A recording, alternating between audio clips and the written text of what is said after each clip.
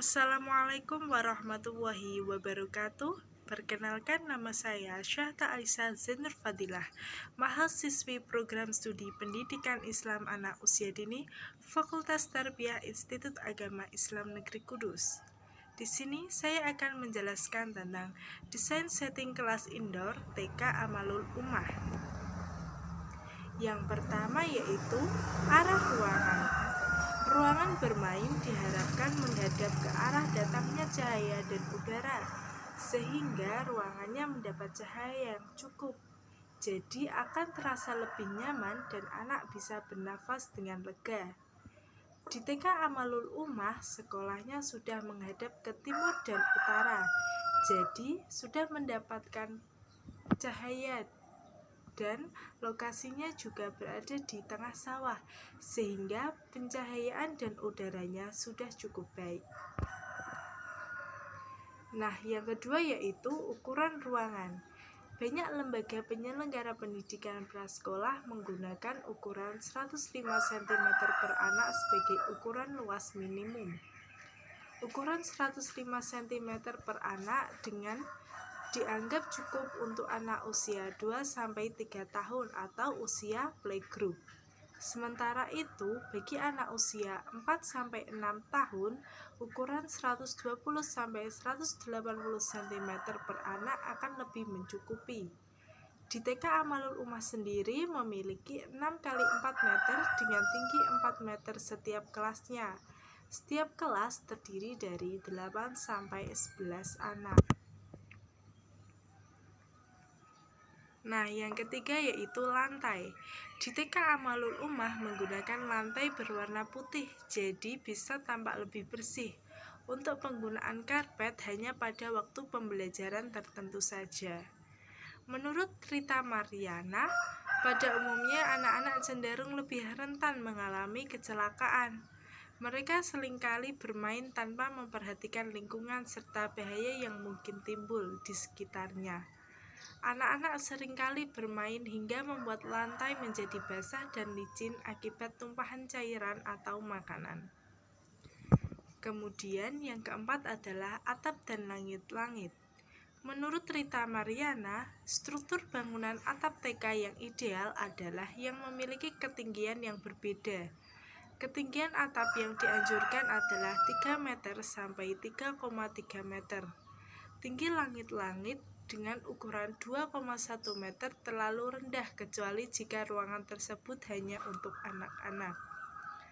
Di TK Amalul Ummah memiliki ketinggian 3 meter sampai ternit, lalu di atas ternit itu masih ada ketinggian 1 meter lagi sampai ke genteng. Jadi tinggi bangunannya adalah 4 meter. Untuk atap ruangan kelas polos tanpa hiasan. Bisa dilihat di gambar tersebut ya. Itu sudah menunjukkan kalau ternitnya itu polos tanpa ada hiasan. Nah, kemudian penataan dinding. Sekalipun dinding permanen memberikan privasi akustik, beberapa dinding interior yang tidak permanen dapat memberikan fleksibilitas yang lebih besar dalam penyusunan dan penataan ruangan.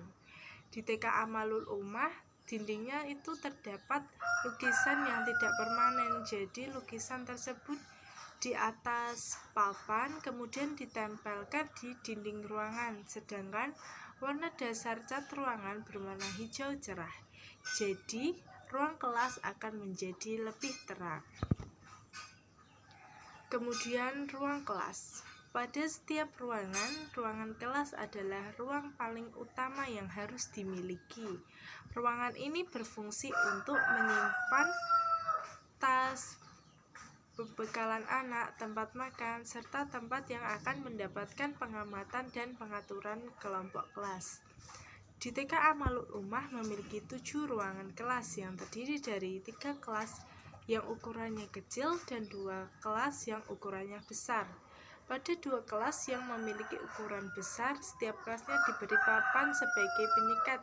Jadi, total keseluruhannya ada 7 ruang kelas untuk ruang belajar anak.